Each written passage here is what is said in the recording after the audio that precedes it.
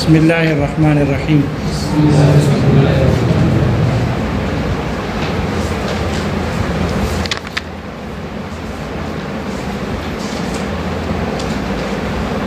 وہ ملاحظۃ المعقول لتحصیل المجہول، نظر کہتے ہیں، نظر و فکر۔ ملاحظۃ المعقول، معقول معلومی، معلوم کی طرف نفس کا متوجہ ہونا،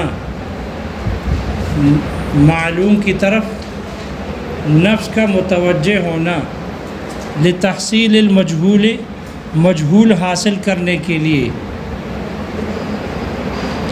یہ جو تعریف ذکر کی ہے، تعریف ہے نظر و فکر کی۔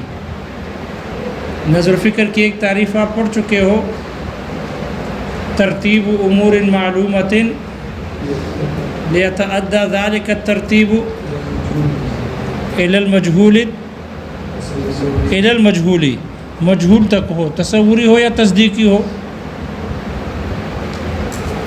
یہاں شارح نے، مصنف نے نظر و فکر کی تعریف کی ہے، وہ ملاحظۃ المعقول، وہ ضمیر ذکر کیے، مرجع ذکر نہیں کیا۔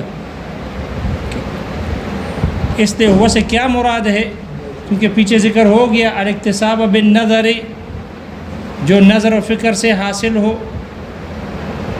تو اس لیے شارح نے وہ ضمیر کا مرجع ذکر کر دیا کہ وہ ضمیر کا مرجع نظر ہے، نظر و فکر۔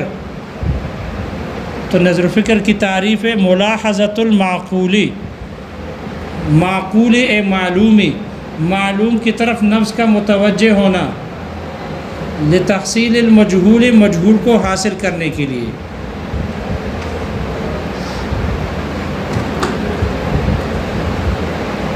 جیسے نظر و فکر میں ہوتا ہے کہ امور معلومہ کو ترتیب دیا جاتا ہے، اس لیے دیا جاتا ہے تاکہ مجہول حاصل ہو۔ کچھ تصورات معلوم ہوتے ہیں، اس کو ترتیب دے دی جاتی ہے، اس سے مجہول تصوری حاصل ہو جاتی ہے۔ یا کچھ تصدیقات معلوم ہوتے ہیں، ان کو ایسے ترتیب دی جاتی ہے جس سے مجہول تصدیقی حاصل ہو جاتی ہے۔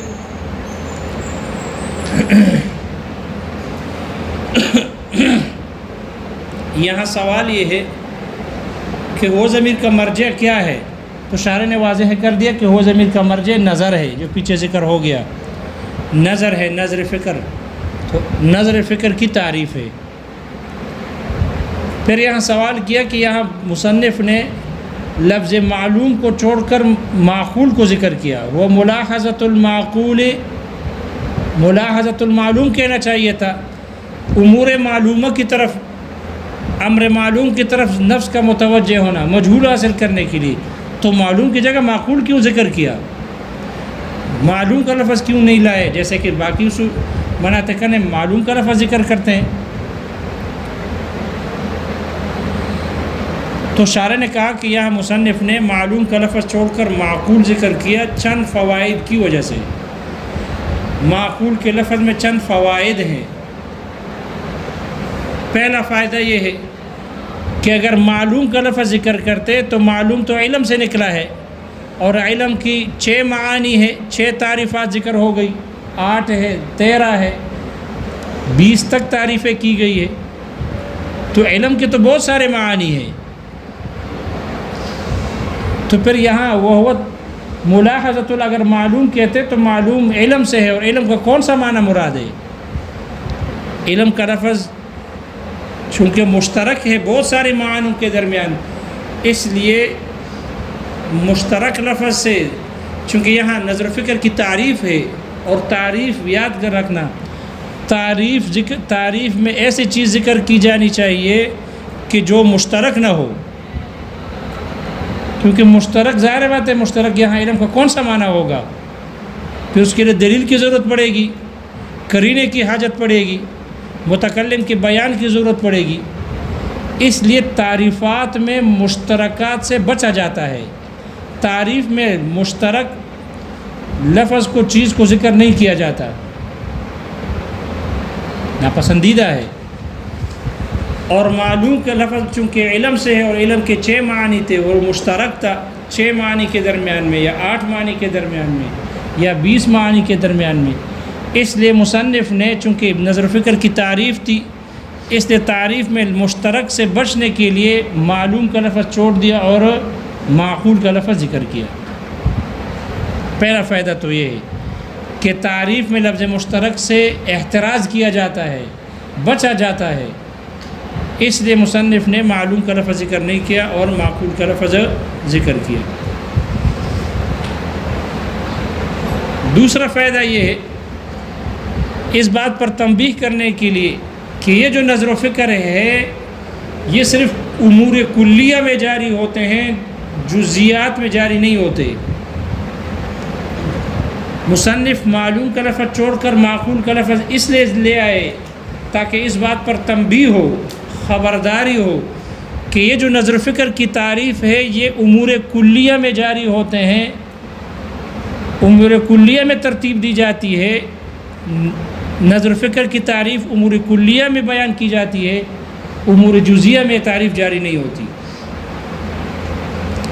اگر معلوم کا لفظ ذکر کرتے معقول کا نہ کرتے تو جو معلوم ہے علم کے تو ہم 16 معنی پڑھ چکے ہیں نا، علم یا تو کلی ہوگا یا جزی ہوگا۔ جزی ہے تو پھر علم مفرد ہوگا یا مرکب ہوگا، مفرد ہے تو پھر یا کلی ہوگا یا جزی ہوگا۔ تو کلی ہے، تعقل ہے، جزئی ہے، پھر اس کا علم حاصل ہوگا، وہ محسوس اور مبصر ہوگا یا محسوس و مبصر نہیں۔ اگر محسوس و مبصر نہیں تو توہم ہے۔ تو دیکھو یہ تعقل، توہم، تخیل، احساس، یہ سارے کے سب کیا ہے؟ جزیات ہے نا، وہ سب کے سب تعقل کلی ہے، تعقل کلی ہے، باقی تو جزیات ہے، تخیل، توہم، احساس، یہ کیا ہے؟ جزی ہے۔ علم ہے یا نہیں ہے؟ علم کی اقسام ہے نا، تو علم ہے تو دیکھو توہم علم ہے، احساس علم ہے، اور تخیل علم ہے لیکن جزئی ہے، ٹھیک ہے، اور کلی بھی ہے، تعقل، پھر آگے مرکب۔ تو جو علم ہے وہ جزیات پر بھی بولا جاتا ہے، کلیات میں بھی جاری ہوتا ہے۔ علم کلیات اور جزیات دونوں میں جاری ہوتا ہے۔ اور جو معقول ہے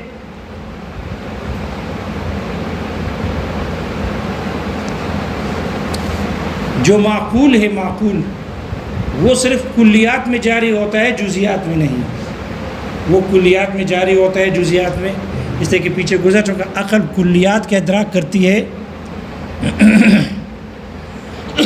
عقل کلیات کا ادراک کرتی ہے، جزیات کا ادراک نہیں کرتی۔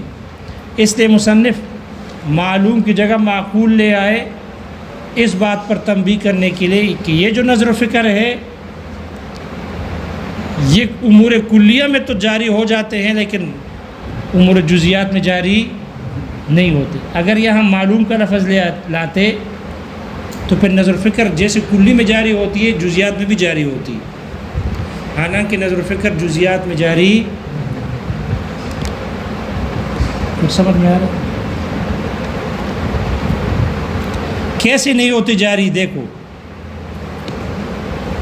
عقل کلیات کا ادراک کر سکتا ہے، جزیات کا نہیں کرتا، اس لیے یہاں مصنف معقول لائے، معلوم نہیں لائے۔ اس لیے کہ اگر معلوم لاتے تو علم جیسے جزیات میں ہوتا ہے، کلیات میں ہوتا ہے، جزیات میں بھی ہوتا ہے، جزی بھی علم ہے۔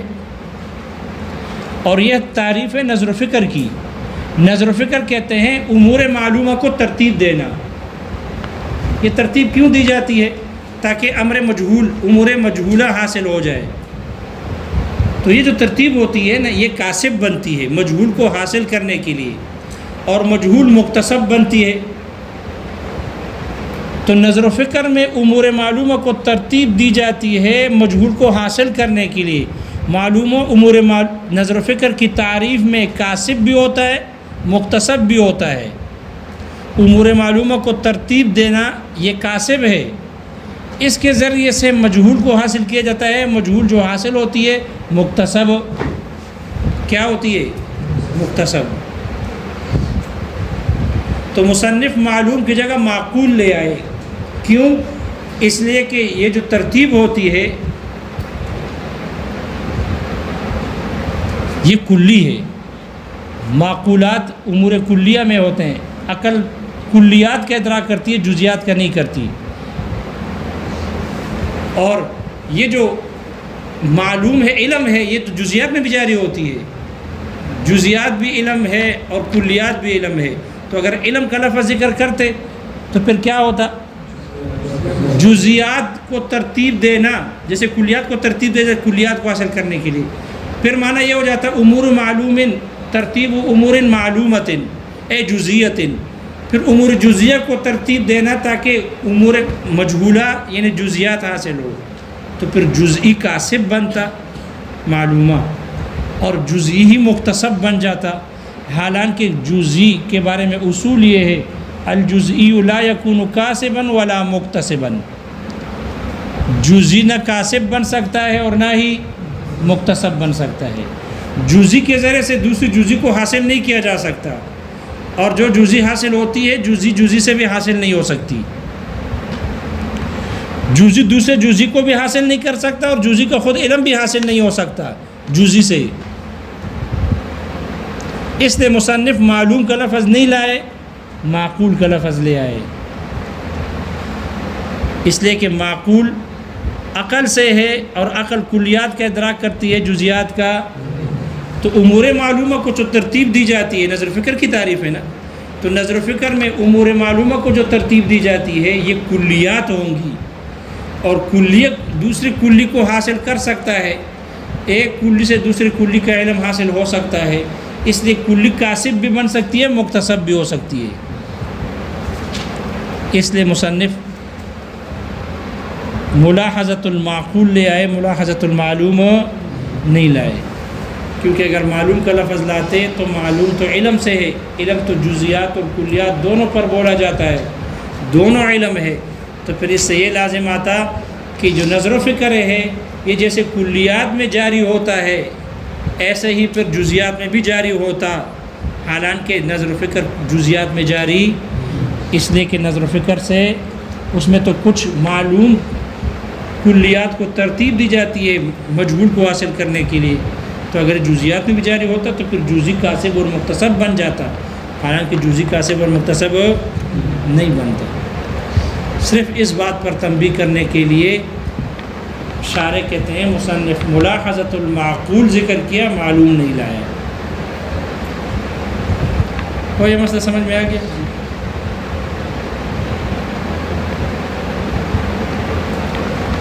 اور پہلی وجہ جو گزر گئی کہ معلوم کا لفظ ذکر کرتے تو معلوم مشترک تھا 6 معنی کے درمیان میں یا 8 معنی کے درمیان میں یا 20 معنی کے درمیان میں یا 16 معنی کے درمیان میں، کیونکہ علم کے تو 16 معنی گزر گئے.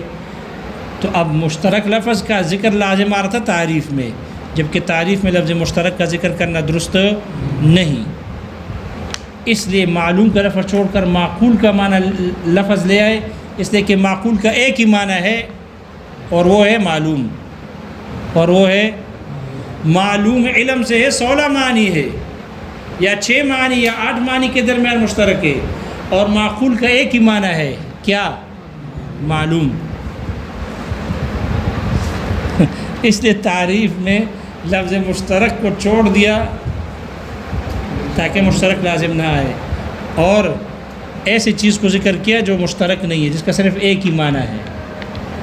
اس لیے کہ تعریفات میں مشترکات کا ذکر کرنا ناپسندیدہ ہے.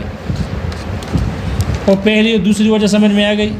اس لیے مصنف تعریف میں ہوا ملاحظۃ المعقول لے آئے، معلوم نہ لائے. تیسری وجہ شارح نے ذکر کی ہے کہ سجع کی رعایت کرنی تھی. وہ کلام کو مسجع بنانا تھا، تو کلام کی سجع کرنے کی وجہ سے یہاں معقول لائے، معلوم نہیں لائے. اس لیے کہ اس کے بعد ہے وہ ملاحظۃ المعقول لتحصیل المجہول، تو مجہول کا آخر لام پر ختم ہو رہا ہے، اس لیے یہاں پر بھی معقول لے آئے، کیونکہ اس کا آخر بھی کس پر ختم ہو رہا ہے؟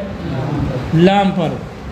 اگر یہاں معلوم لاتے تو اس کا آخر میم پر ختم ہے اور آنے والے عبارت میں اس کا آخر لام پر ختم ہے، تو پھر سجا ہوتی نہ ہوتی۔ اس لیے سجا بندی کی رعایت کرنے کی وجہ سے بھی مصنف یہاں معلوم کا لفظ نہیں لائے اور معقول کا لفظ لے آئے۔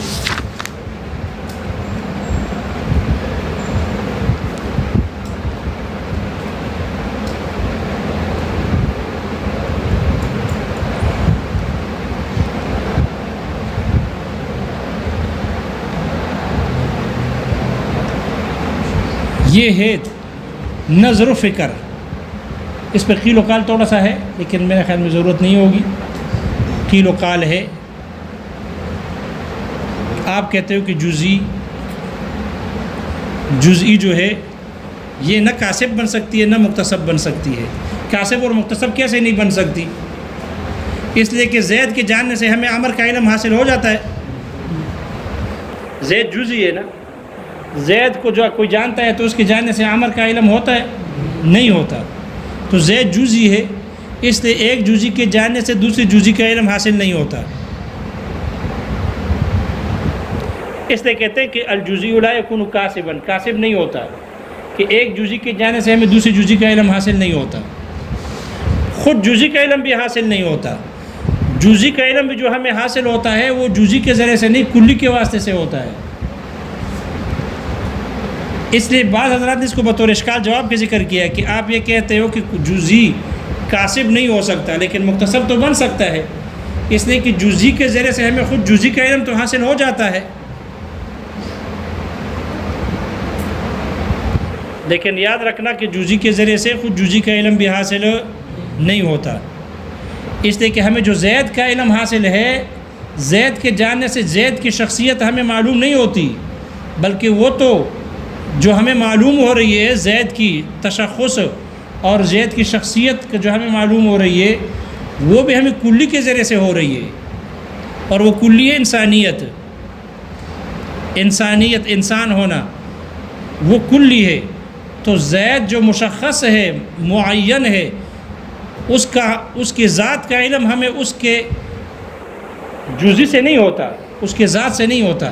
اس لیے کہ اگر ہم اس کا ذات لے لیں، اس کی شخصیت لے لیں، تو زید بچپن میں اور تھا، اب اور ہے، آئندہ اور ہوگا، تو وہ تو بدلتا رہتا ہے۔ وہ تو زید کی ذات اور اس کا شخصیت وہ تو بدلتا رہتا ہے۔ بچپن میں اور تھا، اب اور ہے، آئندہ اور ہوگا۔ اس لیے یہ جو ہمیں زید کے بارے میں علم حاصل ہوا ہے اس کی ذات کا، وہ اس کے جزئی ہونے سے نہیں بلکہ وہ بھی کلی ہی سے ضرور ہوئی ہوئی ہے، اور وہ کلی جو ہے انسانیت ہے۔ وہ کیا ہے؟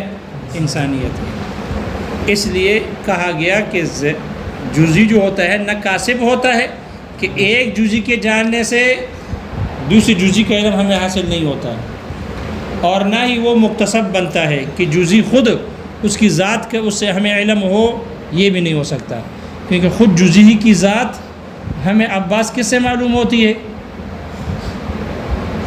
کس سے معلوم ہوتی ہے؟ زور سے کہو، زور سے کہو، کھڑے جو بے شرم ادھر کھڑے ہوئے۔ کلی کے ذریعے سے ہمیں اس کا علم ہوتا ہے۔ کس کے ذریعے سے ہوتا ہے؟ کلی کے ذریعے سے ہوتا ہے۔ گرمی دیکھو، اس کا سونا دیکھو، پنکھے کے نیچے اس لیے بٹھایا کہ آپ آرام سے تسلی سے سوتے رہے۔ اس میں تو گرمی میں بٹھانا بہتر تھا تاکہ نیند تو نہ آتی۔ یہ بات سمجھ میں آ گئی؟ اس لیے کہا، اس لیے نظر و فکر کی تعریف میں ملاحظۃ المعقول کہا، معلوم نہیں کہا۔ وہ یہ تین خصوصیات سمجھ میں آ گئی، فوائد سمجھ میں آ گئے۔ تین فوائد ہیں معقول کے لفظ کے ذکر کرنے میں، تین فائدے ہیں۔ یہ ہے نظر و فکر کی تعریف۔ لیکن کبھی کبھی اس نظر و فکر میں غلطی بھی ہو جاتی ہے، اور اس غلطی کی تدارک جس علم سے ہوتا ہے اس کو کہتے ہیں منطق شریف۔ اس کو کیا کہتے ہیں؟ اس کو منطق کہتے ہیں۔ اس لیے کہ اس ترتیب میں کبھی کبھی غلطی ہوتی ہے، اس لیے ضرورت پڑتی ہے ایک ایسے قانون کی، ایسے ضابطے کی کہ جس سے اس ترتیب میں خطا سے حفاظت ہو۔ اور وہ قانون اور وہ ضابطہ وہ منطق ہے. وہ کیا ہے؟ منطق ہے، کیونکہ اس کے ذریعے سے اس ترتیب میں خطا سے حفاظت ہوتی ہے. وگرنہ کبھی کبھی یہ فکر، یہ ترتیب، اس ترتیب کے لیے کبھی ترتیب جو ہے غلط پہنچ جاتی ہے، غلط نتیجے پر پہنچ جاتی ہے، کبھی ترتیب ٹھیک ہوتی ہے. اس لیے ترتیب کے لیے، اس نظر و فکر کے لیے قانون کی ضرورت ہے. عقل کافی نہیں ہے، عقل کافی نہیں ہے، کیونکہ اگر عقل کافی ہوتی تو ان بڑے بڑے عقلاء میں اختلاف نہ ہوتا، ان بڑے بڑے عقلاء میں اختلاف نہ ہوتا. حالانکہ ان بڑے بڑے عقلاء میں اختلاف ہے. معلوم ہوا کہ انہوں نے ترتیب میں غلطی کی ہے، اس لیے اس ترتیب کے درست میں غلطی سے بچنے کے لیے عقل کافی نہیں، بلکہ ایک ایسے قانون کی ضرورت ہے کہ جس قانون کی وجہ سے اس غلطی سے ان کی حفاظت ہو. اور وہ قانون کیا ہے؟ منطق ہے. عقلاء کی غلطی کیسے ہوئی ہے؟ اس لیے کہ بعض حضرات نے جب اس کا نظر و فکر میں غلطی کی ہے تو ترتیب، چند امور معلومہ کو ترتیب دی ہے، لیکن وہ ترتیب انہوں نے غلط دی ہے. اس لیے نتیجہ جو نکالا، نتیجہ غلط آ گیا. کیسے غلط نتیجہ آ گیا؟ دیکھو، انہوں نے ترتیب یہ دے دی: العالم مستغن عن المؤثر. العالم مستغن عن المؤثر، یہ کائنات، یہ عالم، یہ مؤثر، اثر کرنے والی ذات سے مستغنی ہے، بے پرواہ ہے، اس کا محتاج نہیں ہے. وَكُلُّ مُسْتَغْنٍ عَنِ الْمُؤَثِّرِ، یا کل ما ہوا مستغن عن المؤثر فهو قدیم. اور ہر اثر سے بے نیاز چیز جو ہوتی ہے وہ قدیم ہوتی ہے. فالعالم قدیم، صغرا کبرا بنا دیا، اور جب حد وسط کو گرا دیا تو نتیجہ آ گیا العالم قدیم. تو وہ لوگ اس عالم کے، کائنات کے قدیم ہونے کے قائل ہو گئے. وہ کہتے ہیں کائنات قدیم ہے. دوسرے نے تبدیل امور معلومہ کو اس انداز میں ترتیب دے دیا کہ العالم متغیر، اس ایک عالم اور کائنات یہ بدلتا رہتا ہے. وَكُلُّ مَا هُوَ مُتَغَيِّرٌ، یا وَكُلُّ مُتَغَيِّرٍ حادث، یا کل ما هو متغیر فهو حادث، اور ہر وہ چیز کے جو بدلتی رہتی ہو وہ حادث ہوتی ہے. نتیجہ آ گیا فالعالم حادث. دیکھو انہوں نے بھی امور معلومہ کو ترتیب دی، نتیجہ کچھ ان کا بالکل برعکس آ گیا. انہوں نے قدیم بنا دیا، انہوں نے حادث بنا دیا. یقیناً ایک ترتیب غلط ہے، یقیناً ایک ترتیب میں عاقلوں سے غلطی ہوئی ہے، یا ان سے ہو گئی یا ان سے ہوئی ہے. معلوم ہوا کہ نظر و فکر کے لیے، نظر و فکر میں امور معلومہ کو جو ترتیب دی جاتی ہے، اس کے لیے کسی قانون اور ضابطے کا سہارا ضروری ہے. قانون ضروری ہے، محض عقل کافی نہیں. وگرنہ کبھی کبھی ترتیب بدل جاتی ہے اور نتیجہ بالکل برعکس آتا ہے حقیقت کے. اس لیے ایسے قانون کی ضرورت پڑتی ہے، اور وہ قانون ہے منطق. وہ قانون کیا ہے؟ منطق ہے. اور جو اس منطق کی رعایت کرتا ہے، اس قانون کی رعایت کرتا ہے، اس کا نتیجہ بھی کیا ہوتا ہے؟ درست نکلتا ہے.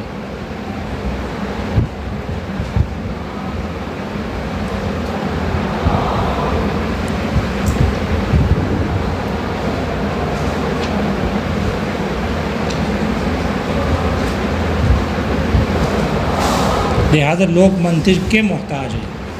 لوگ منطق کے کیا ہو گئے؟ محتاج ہو گئے. اگر ہر ترتیب درست ہوتی تو پھر منطق کی ضرورت ہوتی؟ جی، منطق کی ضرورت نہ ہوتی. لیکن ہر ترتیب درست ہے نہیں، اور عقل کافی نہیں ہے. عقل انسانی کافی نہیں، اس لیے منطق کی ضرورت ہے. شارح کہتے ہیں منطق کی ضرورت ہمیں معلوم ہوگی، لیکن ڈائریکٹ معلوم نہیں ہوئی. 3 مقدمات کے جاننے سے معلوم ہو گئی. منطق کی حاجت اور ضرورت تو ہمیں معلوم ہو گئی، لیکن ڈائریکٹ براہ راست معلوم نہیں ہوئی. اس لیے 3 مقدمات سے ہمیں منطق کی حاجت معلوم ہو گئی۔ پہلا مقدمہ یہ کہ علم یا تو تصور ہے یا تصدیق ہے، پہلا مقدمہ جس کی وجہ سے ہمیں منطق کی حاجت معلوم ہو گئی۔ لوگ جو منطق کے محتاج ہے خطا میں، فکر میں خطا سے حفاظت کرنے میں، تو اس کا پہلا مقدمہ یہ ہے کہ جو علم ہے یا تو تصور ہے یا تصدیق ہے۔ تو جب تک ہمیں علم کی تقسیم معلوم نہیں ہوگی کہ علم کے آگے 2 قسمیں ہیں، تصور اور تصدیق، تو سب سے پہلے ہمیں اس کی قسم معلوم ہونا ضروری ہے، تصور اور تصدیق۔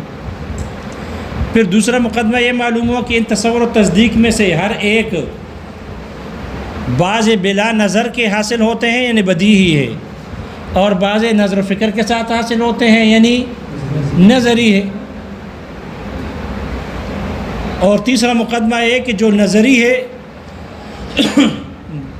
جو نظر و فکر سے حاصل ہوتے ہیں، تو نظر و فکر میں کبھی کبھی خطا واقع ہو جاتی ہے، اس لیے اس خطا سے بچنے کے لیے قانون اور ضابطے کی ضرورت ہے۔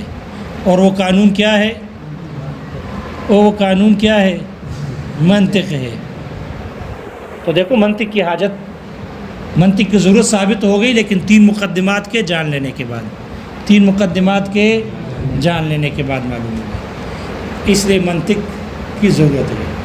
اور منطق کہتے ہیں کہ ایسے آلہ قانونی کو فَهُوَ آلَةٌ قانونیۃ تعصم مراعاتها الذہن عن الخطأ فی الفکر، ایسا آلہ ہے، ایسا قانونی آلہ ہے کہ جس کی رعایت خطا فی الفکر سے بچاتی ہے۔ اب دیکھو یہ جو منطق کی حاجت پڑی ہے، منطق کی تعریف، منطق کی حاجت، منطق کی تعریف معلوم ہو گئی نظر و فکر سے۔ کس سے معلوم ہو گئی؟ نظر و فکر سے۔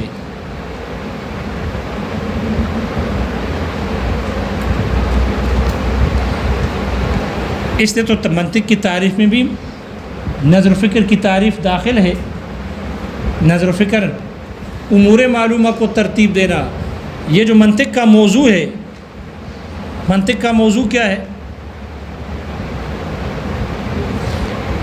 منطق کا موضوع کیا ہے؟ جی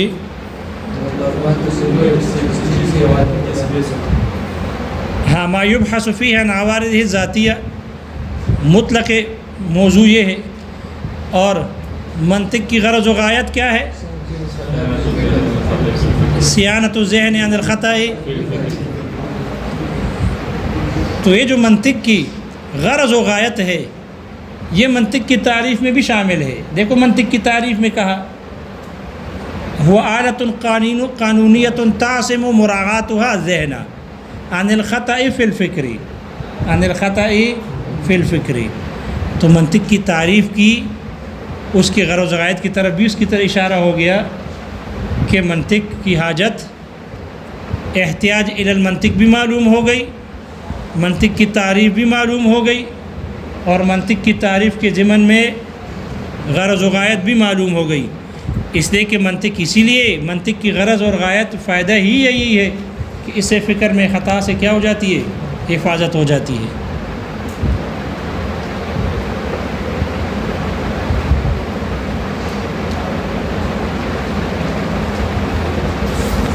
کوئی بات معلوم سمجھ میں آ گئی ہے؟ جی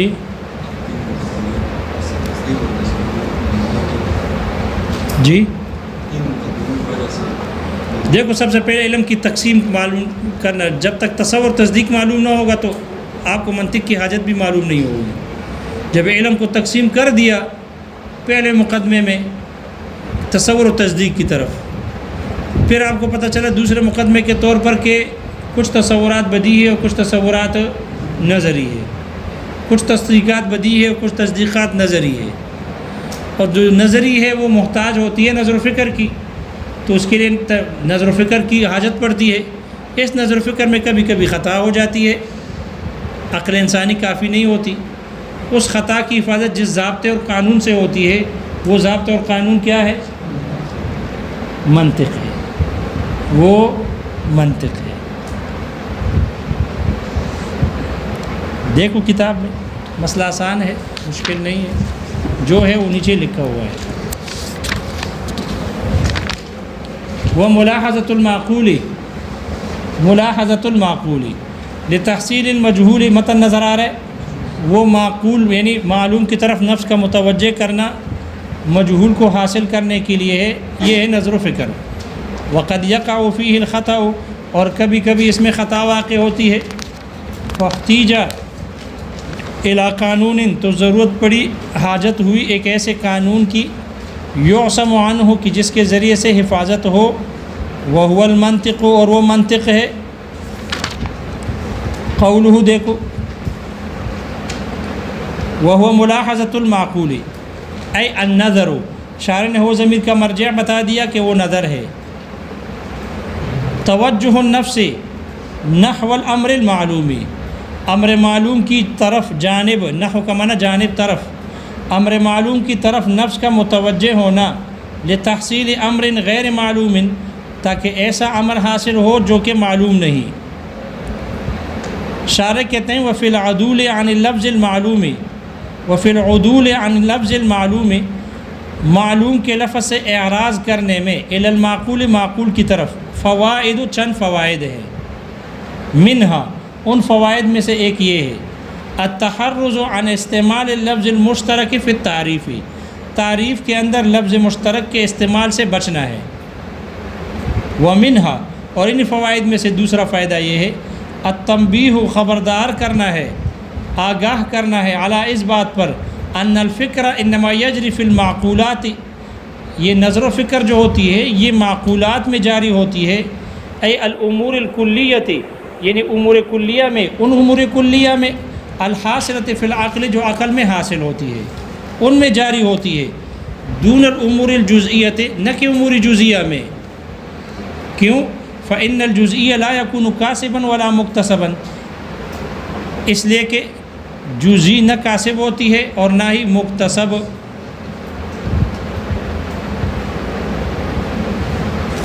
ومنہا رعایت السجع، اور ان کے فوائد میں سے ایک فائدہ سجع کی رعایت ہے۔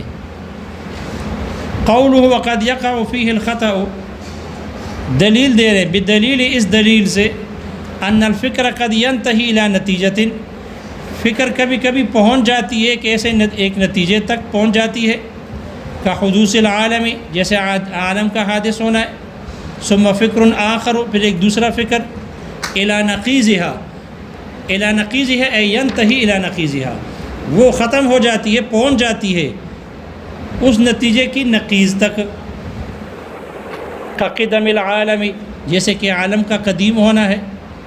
فأحد الفکرین خطأ حینئذ لا محالۃ، اس لیے ان دو فکروں میں سے ایک فکر اس وقت یقینی طور پر خطا ہے، غلط ہے۔ وإلا، وگرنہ، لازم اجتماع النقیضین، اگر آپ کہتے ہو کہ نہیں کوئی بھی درست، کوئی بھی فکر خطا نہیں ہے، دونوں درست ہے، تو ان میں تو تناقض ہے، اجتماع نقیضین لازم آئے گا، اور اجتماع نقیضین بالاتفاق باطل ہے، بالاتفاق، اس لیے کہتے ہیں وإلا لازم اجتماع النقیضین۔ فلا بد من قاعدۃ کلیۃ، اس لیے کہ ایسے قاعدے کلیہ کی ضروری ہے، لو روعیت، اگر اس قاعدے کی رعایت کی جائے، لم یقع الخطأ فی الفکر، تو فکر میں خطا واقع نہ ہوگی، وہی المنطق، اور وہ قاعدہ کلیہ وہ منطق ہے۔ شارح کہتے ہیں فقط ثبت احتیاج الناس الی المنطق، لوگوں کا منطق کی طرف محتاج ہونا ثابت ہو گیا، فی العصمت عن الخطأ فی الفکر، فکر میں خطا سے حفاظت کرنے میں، بثلاث مقدمات، 3 مقدمات سے ثابت ہو گیا۔ الاولی، پہلا مقدمہ ہے، ان العلم اما تصور و اما تصدیق، علم یا تصور ہے یا تصدیق ہے۔ والثانیہ، دوسرا مقدمہ، ان کل منہما، ان دونوں میں سے ہر ایک، اما ان یحصل بلا نظر او یحصل بالنظر، یا تو بغیر نظر اور فکر کے حاصل ہوگا یا نظر و فکر سے حاصل ہوگا، یعنی نظری ہوگا۔ والثالث، اور تیسرا مقدمہ ہے، ان النظر قد یقع فیہ الخطأ، نظر میں کبھی کبھی خطا واقع ہوتی ہے۔ فہذہ المقدمات الثلاثہ، فہذہ المقدمات الثلاث، یہ جو 3 مقدمات ہیں، تفید، یہ فائدہ دیتی ہے احتیاج الناس فی التحرز عن الخطأ فی الفکری،